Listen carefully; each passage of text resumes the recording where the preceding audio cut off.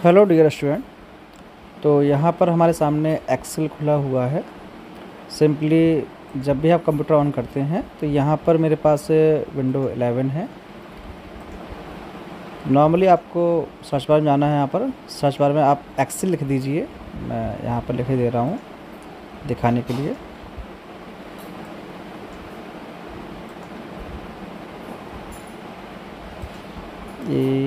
X और देखेंगे सामने हमारे एक्सेल आ चुका है। क्लिक करेंगे, एक्सेल खुल जाएगा। एक्सेल का जो पेज है वो स्प्रेडशीट के रूप में आता है, मतलब कॉलम के रूप में आता है।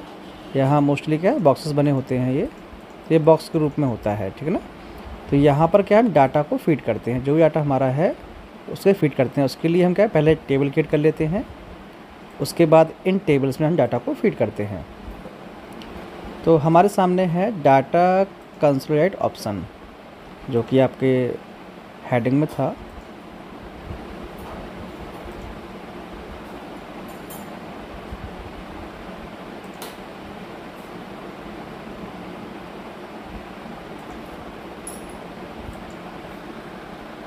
आपको सामने डाटा दिख रहा होगा।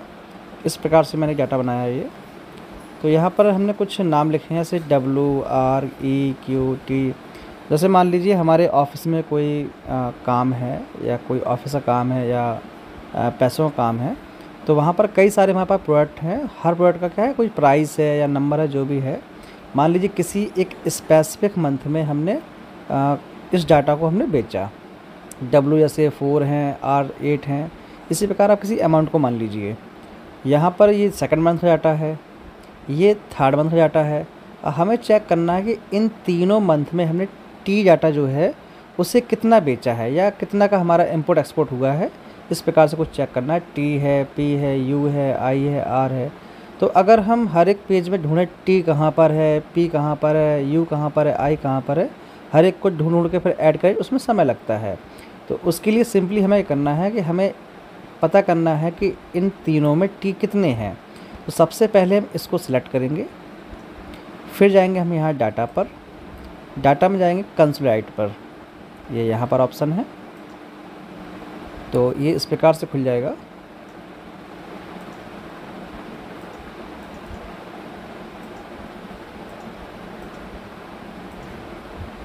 ये डाटा मेरा पुराना है, उसको हटा रहा हूँ मैं। तो सिंपली हमें इस डाटा को ऐड करना है यहाँ पर।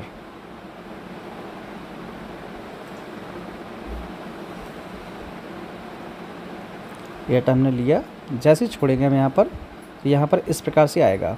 हम यहाँ कर देंगे ऐड पर क्लिक। वहीं हम सेकंड नंबर डाटा है उसे सेलेक्ट करेंगे और यहाँ कर देंगे ऐड पर क्लिक। फिर जो थर्ड नंबर डाटा है उसे सेलेक्ट करेंगे और क्लिक कर देंगे ऐड पर। तो जो हमारे डाटा हैं ये तीनों टेबल के, ये हमारे 1 2 3 यहाँ पर हमारे ऐड हो चुके हैं, ठीक है ना। तो ऐड होने के बाद हम करेंगे यहाँ पर लेफ़्ट कॉलम पर क्लिक करें, क्योंकि हमें जो आंसर चाहिए अपना वो चाहिए यहाँ पर, ठीक है ना। तो इसके बाद हम क्या, ओके पर क्लिक कर देंगे। जैसे हम ओके पर क्लिक करेंगे, हमारे सामने आंसर आ गया कि टी जो है वो 13 है, इन तीनों टेबल को मिला करके। देखो इस टेबल में देखते हैं टी कहाँ पर है। इस टेबल में टी नहीं है, वहीं इसमें टी है। इसमें टी 9 है और इसमें टी 4 है। तो 9 और 4 आपका 13।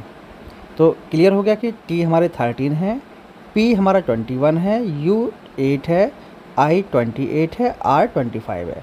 तो इस प्रकार से हम निकाल सकते हैं कि मल्टीपल डाटा सीट में जो भी हमारा डाटा है वो टोटल कितना है, स्पेसिफिक डाटा जो हमारा है वो कितना है। मान लो यहाँ पर होता कि मान लो कोई गाड़ी में डाटा होता कि चलो स्प्लेंडर गाड़ी है वो 10,000 बिकी, और अदर कोई कंपनी गाड़ी है वो और ज़्यादा बिकी। यहाँ पर मान लो प्लेटिना है वो अलग बिकी, ग्लैमर है अलग बिकी है, ठीक है ना। इसी प्रकार से अलग गाड़ी का नाम लिखा हमने कि ये जनवरी में बिका, यहाँ फरवरी में बिका, यहाँ मार्च में बिका। अब हमें निकालना हो कि आखिरकार इन 3 मंथ में कोई स्पेसिफिक गाड़ी कितनी बिकी हैं। तो उस प्रकार से डाटा क्या है, यहाँ से हम बाहर निकाल सकते हैं। तो इसके लिए इतना ही। आगे हम बताएंगे व्हाट इफ़ एनालिसिस कैसे काम करते हैं, तो वो नेक्स्ट वीडियो में। आज के लिए इतना ही।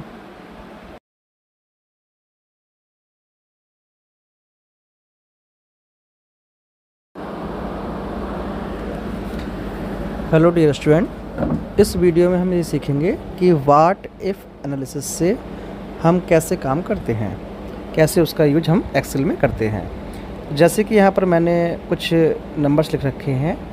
तो यहाँ पर मैंने जैसे लिखा है कि क्वांटिटी है, किसी भी एक आइटम की क्वांटिटी है वो 800 है और जिसमें हर एक आइटम का प्राइस जो है वो 8 रुपीज़ है और उसे हर एक आइटम पर 60% का प्रॉफिट होता है। तो उसका प्रॉफिट अमाउंट क्या होगा, तो उसके लिए हम लगाएंगे फॉर्मूला।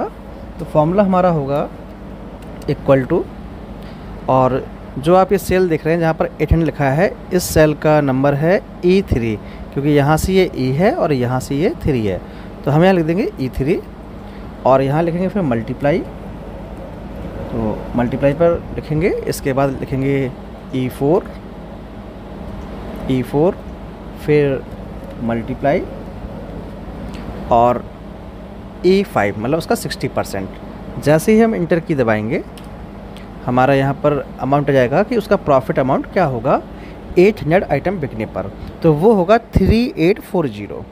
अब इसी फॉर्मूले को हमें यहाँ पर लिखना होगा।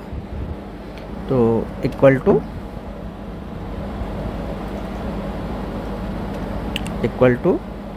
इसके बाद E3 multiply E4 multiply E5। जैसे ही इंटर दबाएंगे यहाँ पर भी हमारा वही नंबर आ जाएगा 3840। तो जो फॉर्मूला हमारा यहाँ पर कॉपी है वही फॉर्मूला हमारा यहाँ पर कॉपी है। ये इसलिए कॉपी किया गया है ताकि जो व्हाट इफ एनालिसिस है वो ये निकाल सके कि इन अमाउंट क्वांटिटियों के बिकने पर यहाँ पर क्या उसका प्रॉफिट अमाउंट आएगा, तो वो निकाल सके। तो कुछ तो वैल्यूज चाहिए उसको आंसर निकालने के लिए। तो यहाँ पर अलग अलग क्वांटिटी हैं, जैसे कि यहाँ पर 600 है, 400 है, 1200 है, 1500 है और लास्ट में 800 है। अब जैसे मान लीजिए 600 की क्वांटिटी है, अगर ये 3 रुपीज़ में बिके तो, और 4 रुपीज़ में बिके, फिर 5 में, फिर 6 में, फिर 7 में, फिर 8 में, तो इन अलग अलग रेट में बिकने पर उसका क्या प्रॉफिट यहाँ पर आएगा, तो वो हम निकालेंगे व्हाट इफ एनालिसिस से। उसके लिए सिंपली हमें इस पूरी टेबल को हमें सेलेक्ट कर लेना है और यहाँ डाटा पर क्लिक करेंगे। यहाँ जो हमारे मेन्यू हैं, file, home, insert, page layout, formula, तो हमें क्लिक करना है डाटा के ऊपर। डाटा पर हम आएंगे व्हाट इफ एनालिसिस पर, यहाँ क्लिक करेंगे डाटा टेबल पर। तो यहाँ ये पूछेगा कि आपकी इनपुट सेल वैल्यू क्या है, तो उसमें हम कर देंगे क्वांटिटी वाली। तो ये हमारी है E3। फिर पूछेगा कॉलम इनपुट सेल क्या है आपका, तो ये कुछ नहीं है, बस इसका प्राइस है कि इसका प्राइस क्या है, तो ये है 8 रुपीज़।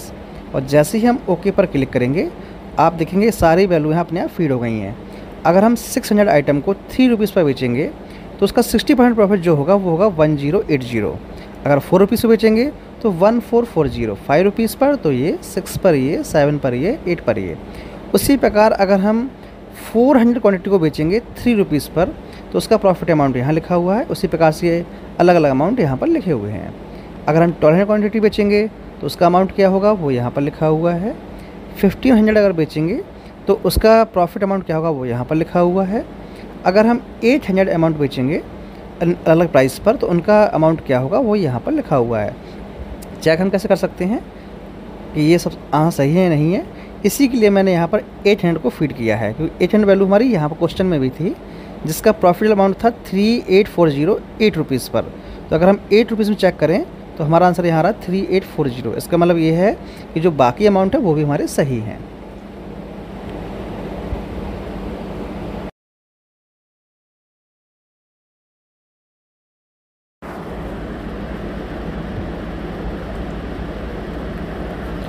डियर स्टूडेंट, इस एक्सेल शीट में हम सीखेंगे कि गोल सीक फंक्शन का हम यूज कैसे करते हैं अपने एक्सेल प्रोग्राम में। तो जैसे कि यहाँ दिया गया है, मैंने एक डाटा बना रखा है कि घी का प्राइस है वो 500 रुपये है, ठीक है ना, 500 रुपीज़ है घी का प्राइस। और मान लीजिए 1 क्वांटिटी हमें लेनी है, या हमें, चलो मान लो यहाँ चेंज कर दे रहा हूँ मैं, मान लो अगर 5 क्वांटिटी हो तो उसका प्राइस क्या होगा। तो ये नॉर्मली है कि हम जो प्राइस 1 kg घी का है उसका मल्टीप्लाई हम 5 से कर देंगे। तो उसके लिए सिंपली हम इक्वल टू लिखेंगे अपने एक्सेल शीट में, इक्वल टू लिखेंगे और हम क्लिक करेंगे इस सेल पर जिसका नेम है G3 और फिर मल्टीप्लाई का सिंबल बनाएंगे और क्लिक कर देंगे 5 पर, जहाँ 5 लिखा है इस सेल पर। तो ये आ गया G4 और जैसे ही हम इंटर की दबाएंगे तो ये आंसर आ गया 2500। तो जो 500 रुपीज़ का जो हमारा 1 किलो घी है, अगर हम 5 क्वान्टिटी में लेते हैं, मतलब 5 kg में लेते हैं, तो ये 2500 रुपीज़ का पड़ेगा। अब मान लीजिए आपके पास अगर 2600 रुपये हैं या 2800 रुपये हैं या 3000 रुपीज़ हैं, 3500 रुपीज़ हैं, मतलब आपका रुपये ज़्यादा या कम है, तो उस कंडीशन में यहाँ पर हम गोल्ड सीक का यूज करेंगे। जैसे मान लीजिए फर्स्ट सेल है हमारी, हम यहाँ जाएंगे डेटा में, वाट एनालिसिस में जाएंगे, यहाँ जाएंगे गोल्ड सीक पे। तो यहाँ ये G5 है, इस सेल को सेलेक्ट कर रखा है। टू वैल्यू में फिट करते हैं हमारे पास कितने पैसे हैं। तो चलो मान लीजिए मेरे पास हैं 4250, मेरे पास इतने रुपीज़ हैं, मेरे पास रुपीज़ हैं 4250। और यहाँ पूछ रहा है बाई चेंज सेल, आप किस सेल को चेंज करेंगे। तो जाहिर सी बात है हम क्वांटिटी को चेंज करेंगे कि हमारे पास रुपए क्या है, इतने हैं। अब इतने में कितना घी आएगा, तो कितना मतलब क्वांटिटी। तो हम यहाँ के लिए इस पर क्लिक करेंगे और यहाँ क्लिक कर देंगे क्वांटिटी वाले सेल पर, मतलब इस पर, कि इस सेल को ये चेंज करें। जैसे ही हम ओके पर क्लिक करेंगे तो आप देखेंगे यहाँ लिख कर के आ गया है 4250, मतलब जो हमारे पास रुपए हैं कितने हैं, 4250 रुपये हैं। अब इतने रुपए में घी कितना आएगा, तो वो आएगा 8.5। तो गोल्ड सीक फंक्शन का जो काम है वो ये काम है कि जो भी आपके पास रिज़ल्ट है, उस रिज़ल्ट के लिए क्या इनपुट वैल्यू होगी उसको फाइंड आउट करना, ये काम होता है गोल्ड सीक का। तो हमारे पास जो अमाउंट था वो इतना था, पर इसके लिए क्या इनपुट वैल्यू होगी, मतलब कितना वैल्यू आएगा, तो वो हम निकालते हैं गोल्ड सीक फीचर से।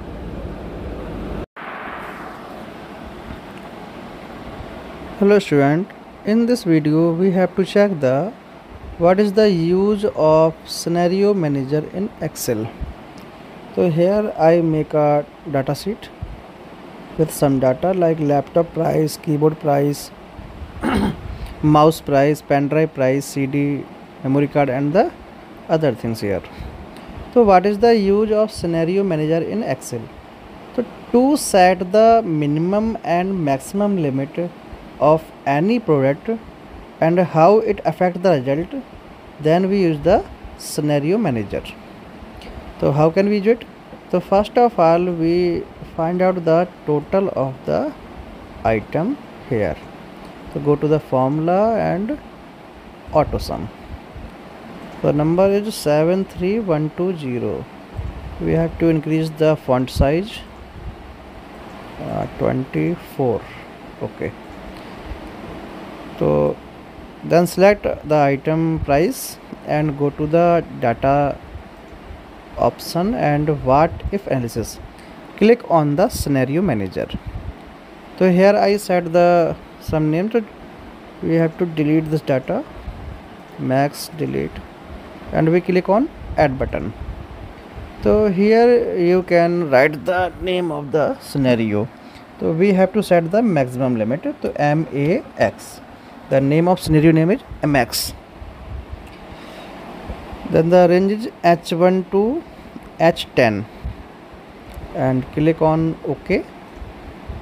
So here is the price of the given item. So we have to change the price according to maximum limit. What is the maximum limit of the laptop? Then we set the 1 lakh. 1 lakh. And in the second cell, what is the maximum price of keyboard? So here we set 1000.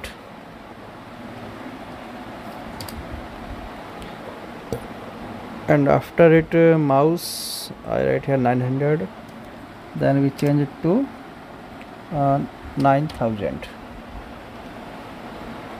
And the price of pen drive, so we have changed it to 700. And the price of CD changed to 100 rupees. Then here we set the maximum limit of the given item and click on OK button. This is the maximum. And if we click on show button, then you can see here the price will be changed and the amount also changed. Here just a mirror, because the cell is too short, then we increase the cell size, then we have resulted 1,12,050 rupees. After it, we select the cell and click on what if analysis, and here scenario manager, and add, click on add button, and here we set the minimum demand. So MIN, what is the minimum value of the given item? Then we here change the item price. The minimum demand is like 30,000, the price of laptop, and the keyboard is 100 rupees, and the mouse of price is 80 rupees, and the fourth item is pen drive priced near around 100 rupees, and the price of CD is near about 10 rupees. And after it,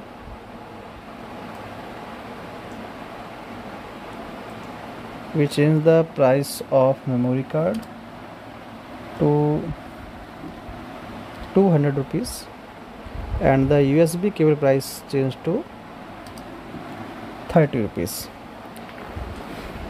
Click on OK button and click on show. So here is the minimum price of the given item. After it, we have to check the what is the maximum and the minimum price of the items. Then we click here, sorry, don't select, go to the what if analysis, scenario manager, and if you click on maximum and click on show, this is the maximum price of the given item that is written by you, and the minimum price is this. If you want to check the summary of the each and every item, then we have to click on the summary button and click on OK button. So here you check the what is the real price of every item which we read previous. So this is the 30,000, 180 and 110, 230, 1000, and this is the total price. And you check when you change into the maximum and minimum, so this is the maximum price and this is the minimum price, and this is the current value, minimum price. So you can see here in the scenario summary what is the maximum and the minimum price for the given item.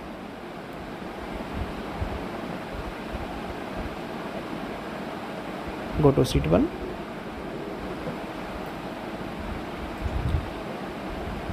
So in the what if analysis scenario manager, you can set the minimum and the maximum price of the any item and check the scenario how it affect the result in a scenario manager.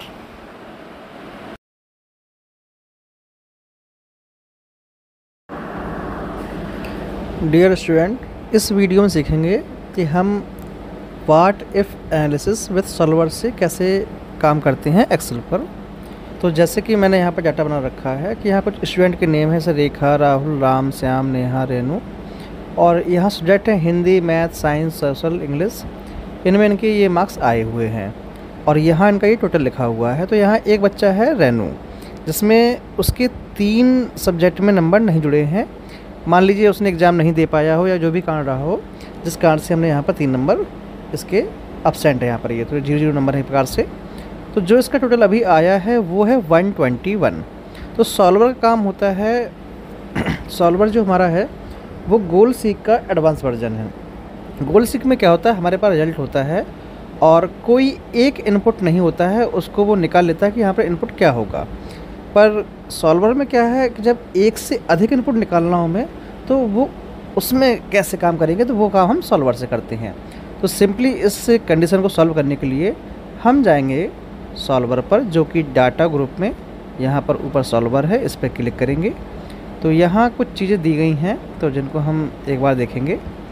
सबसे पहले जो दिया है set objective, आप क्या चाहते हैं? तो हम चाहते हैं कि यहाँ पर जो ये नंबर दिया गया है इसकी वैल्यू जो है यहाँ पर क्या है, वैल्यू चेंज हो जाए। तो सेट ऑब्जेक्टिव अब कितना हो जाए, वैल्यू ऑफ 300, यहाँ पर वैल्यू जो है वो हमारी 300 हो जाए, ठीक है। पर फिर यहाँ पूछा है बाय चेंजिंग वेरिएबल सेल, आप किन सेलों में वैल्यू चेंज करना चाहते हैं? तो हम चाहते हैं कि 1 2 3 इन 3 सेल में हमारी क्या है, वैल्यू चेंज हो जाए। तो हम यहाँ क्लिक करेंगे, यहाँ पर जो लिखा हुआ है हम उसे मिटा देते हैं ताकि आपको समझ में आ जाए। तो यहाँ क्लिक किया हमने। अब इन 3 सेल पर हम माउस से सिलेक्ट कर लेंगे। जैसे ही हम माउस को छोड़ेंगे तो देखोगे यहाँ पर H8 to J8 अपने आप सेलेक्ट हो गया है। और यहाँ कुछ कंडीशन लिखी हैं जिन्हें हम डिलीट कर दे रहे हैं ताकि आपको समझ में अच्छे से आए। पूरा रीसेट हो गया। चलो एक बार और क्लिक कर लेते हैं। पहले हम यहाँ क्लिक करेंगे जिस सेल पे हमारा ऑब्जेक्टिव है। यहाँ पर क्या होना है, तो वैल्यू हमारी होनी है, कितना वैल्यू होना है, तो वैल्यू हमारा होना है 300, ठीक है ना। किसको चेंज करना है, सेल चेंज हमें करने हैं, ये सेल। तो इनको सेलेक्ट कर लिया हमने। जैसे छोड़ेंगे हमारे सेल आ गए। अब यहाँ पर हमें कंडीशन क्या डालनी है, मतलब कुछ अगर हम यहाँ पर कोई भी कंडीशन नहीं लिखते, मान लो यहाँ पर हमने कोई कंडीशन यहाँ सेट नहीं की। कांस्टेंट जो होता है वो कंडीशंस होती हैं कि आपको क्या कंडीशन सेट करनी है। मान लीजिए हम कोई कंडीशन सेट नहीं करते हैं, डायरेक्ट हम क्लिक करते हैं सॉल्व पर। सॉल्व पर क्लिक किया, मैंने ओके किया। तो यहाँ देखेंगे 179 मैथ में नंबर आ गए और साइंस में 0, सोशल में 0। ये उसने अपनी ओर से फीड कर दिया। तो हमने कोई कंडीशन नहीं दी थी, तो उसने अपने मन से दिमाग लगा करके सॉल्वर ने हमें यहाँ दे दिया। मैथ में अगर उसके 179 नंबर आ जाए अगर, तो ये आपका आंसर हो जाएगा, ठीक है। लेकिन कोई ही पेपर 179 का नहीं होता। पेपर आपका टॉप यहाँ पर 100 का पेपर होगा, तो उस कंडीशन में ये वैल्यू गलत है, जिसके लिए हम कहाँ जाएंगे, फिर से आप वापस जाएंगे सॉल्वर पर और यहाँ कंडीशन सेट करेंगे। ऐड पे जाके सेट करेंगे कि जो हमारा ये सेल है, यहाँ पर जो नंबर होंगे, जो भी यहाँ पर नंबर आएगा वो होगा लेस देन या इक्वल टू होगा कितना, 100, ओके, ठीक है ना। फिर सेकंड कंडीशन डालेंगे हम कि जो हमें यहाँ नंबर चाहिए, इस सेल पर नंबर चाहिए, वो ग्रेटर देन हो या इक्वल टू, मतलब या तो बड़ा हो या छोटा हो, पर किससे, वो होना चाहिए 40 से। कि कम से कम नंबर 40 तो आ ही जाए साइंस में। तो यहाँ ओके कर देंगे। फिर तीसरी कंडीशन जो तीसरे सेल के लिए हम डाल रहे हैं कि सोशल है, कम से कम यहाँ पर भी हमारे जो स्टूडेंट है उसका 40 नंबर तो आ ही जाए, और क्लिक कर देंगे ओके पर। इसके बाद क्लिक करेंगे सॉल्व पर, देखेंगे क्या रिजल्ट आता है। सॉल्व पर क्लिक किया मैंने, यहाँ पर क्लिक कर देंगे ओके पर। तो यहाँ नंबर आ गया 179 और 0, मतलब थर्ड सेल में अभी ये 0 दे रहा है। कारण क्या है इसके पीछे, चलिए देखते हैं। थर्ड सेल ये रही, इसमें डायरेक्शन करेंगे। यहाँ लिखा था हमने लेस देन हो या इक्वल हो किसके, 0 के। तो लेस देन 40 से कम हो तो 40 से कम है, हाँ 0 है। या इक्वल हो तो इक्वल तो खैर नहीं है लेकिन लेस देन ज़रूर है। तो हम यहाँ कंडीशन चेंज कर देंगे कि लगभग क्या इक्वल ही हो, कम से कम मतलब 40 नंबर तो हों ही। क्लिक कर दिया ओके पे मैंने। तो अब क्लिक करेंगे सॉल्व पर, ओके पर। आप देखेंगे यहाँ पर 40 नंबर हो गए, यहाँ पर भी 40 नंबर हो गए, और यहाँ पर उसने अपने द्वारा आगे निकाल लिया कि 9 नंबर उसने यहाँ पर दे दिए कि मैथ में उसके नंबर आएंगे 99, साइंस में आएंगे 40 और सोशल में आएंगे 40, और ये पूरा डाटा मिला करके आपका हो जाएगा 300। तो इस प्रकार से हम सॉल्वर में काम करते हैं। सॉल्वर का काम होता है एक से अधिक सेल में हमें क्या इनपुट देना है ताकि हमारा जो भी आउटपुट है, जो भी रिजल्ट है, उसको हमारी कंडीशंस मैच कर पाएँ। तो यहाँ पर ये आपका सेशन 1 ख़त्म होता है यूनिट 2 का। इसके बाद यूनिट 2 में सेशन 2 जो है उसमें क्या कंडीशंस हैं उसको हम आगे देखेंगे।